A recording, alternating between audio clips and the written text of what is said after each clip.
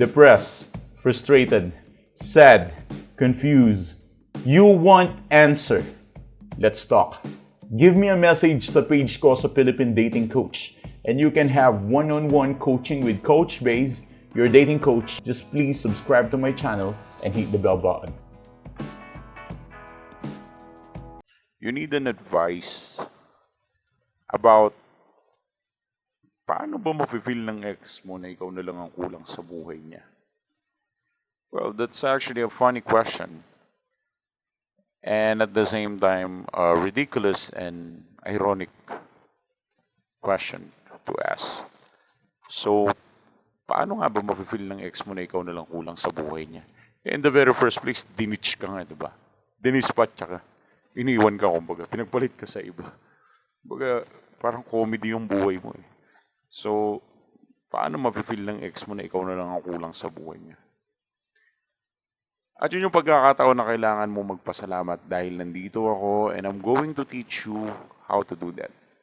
Even though in the mind of your ex, you're such a loser, then I'm gonna reverse that one for you. I'm gonna take care of this. Minsan ang kulang lang sa inyo is trusting the guru or trusting the master of how to do this one or how to get your ex into that kind of feeling na parang ikaw na lang ang kulang sa buhay niya.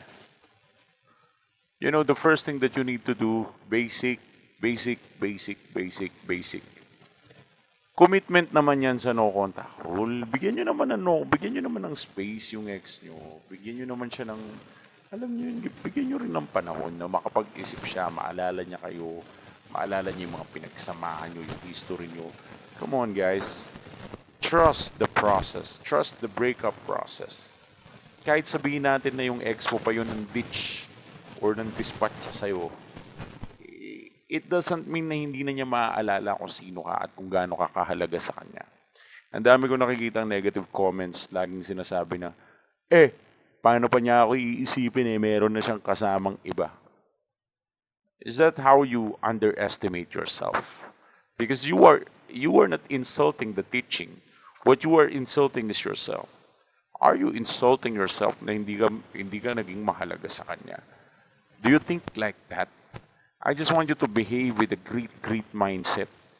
Kaya ka nanonood ng video ko dahil gusto kong yung mindset mo, hindi siya maging pambata, hindi siya maging pambobo. Hindi yung habang tumatagal ka, nagiging bobo ka.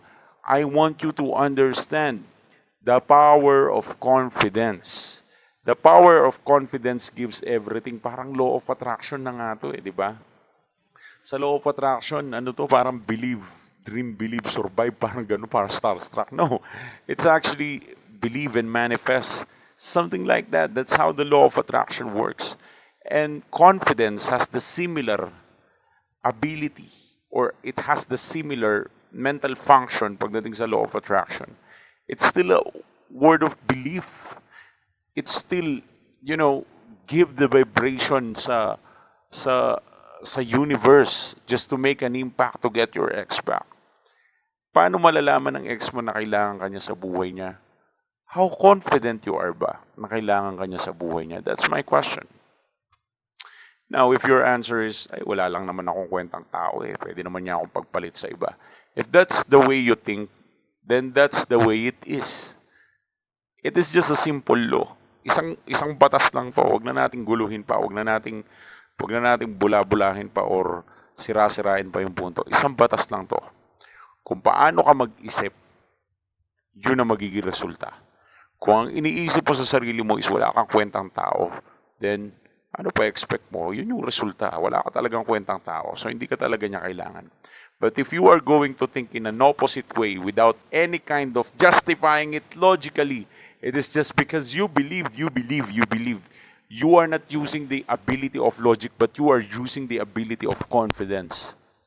Kasi kung sasabihin mo sa akin na magiging confident ka lang kapag alam mo ang isang bagay, then hindi confidence yun. Ang tawag doon, pagiging veterano. Diba? Halimbawa, gagawin mo yung isang TV, alam mong gawin. Kasi electrician ka, technician ka. Nasira yung TV, alam mong gawin. Meron kang pyesa, meron kang gamit. Confident ka, talagang magiging confident ka kasi alam mo yung gagawin mo. Pero hindi yun yung confidence na gusto kong magkaroon ka. Ito yung confidence na kahit hindi mo alam yung gagawin mo, is magiging confident ka pa rin. And that's how the mindset works. Kailangan may ganong klaseng mentality ka kahit na alam mo sa sarili mo na hindi ka ganun ka gwapo, kaganda, kayaman, kapogi, kahit hindi ka ganun ka sexy, kalupit sa buhay, katalino, kahit hindi ka kaganon-ganon. As long as you have this mentality, kaya mong isurpass ang iba. You just need to rely on this confidence that you have. No contact rule mo, pero maging confident ka din at the same time. Huwag mong ipahiya yung sarili mo sa sarili mo. Maybe this is the time that you need to trust yourself. Now, ano magiging criticism nyo? Am I just talking to myself? Just be confident. That's a bullshit advice. No. This is actually an ancient and generational applicable advice na until now, hindi pa rin magets. Ang dami pa rin mga bullshit technique na gustong i-apply na, eto, dark technique to, ibabalik ex mo. Yung iba nga nagpapatarot pa, nagpapahula pa, tapos gumagamit pa ng kung ano-anong black magic na napapanood nila sa YouTube. And all I can say is those things are just bullshit. And as a dating coach, ang daming strategy dyan. Meron pa kang joker strategy dyan. Makikita mo yun sa YouTube ko. Ang daming mga psychological technique to get your ex back. But I'll be honest with you, as a dating coach, as a psychologist, most of the time, pang clickbait lang yun, just to create more bullshit for you, just in order for you to do those things. Totoo, nag-work yung mga yun. I'm not lying. The Joker card is working. I'm not lying. Everything na tinuturo ko dito is working. Yes, everything is working. But what is working the best is confidence. Do you still believe in yourself? Kasi how you interpret yourself, how you interpret your confidence, then that will be the outcome of your ex reaction. Believe me, if you think that you are the best and you are happy, satisfied with what you are and who you are, then yung ex mo, mafe-feel niya na siya yung nawalan. Napakahirap magkaroon ng partner sa buhay na katulad mo mag-isip. At estudyante kita, you are watching my videos. I don't want you to become stupid. I want you to learn something from me. And sometimes dating strategies, dating games, mind games, yeah, I understand. Those are goods. Goods naman yung mga yun, but walang kwenta lahat ng yun if you are just being scam to yourself. You are being a fraud to yourself. You are doing fraudulent activity by your own. Scammer. You're just scamming your ex using these mental, psychological schemes that you learn from YouTube. Oh, son of a... That's not going to work that way. I advise to use every technique that you have watched. But I also want to advise to you, do not let yourself down. Use your confidence. This is the most powerful tool. All you need to do is just to believe.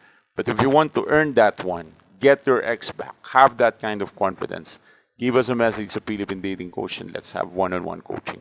Yo, thanks for watching.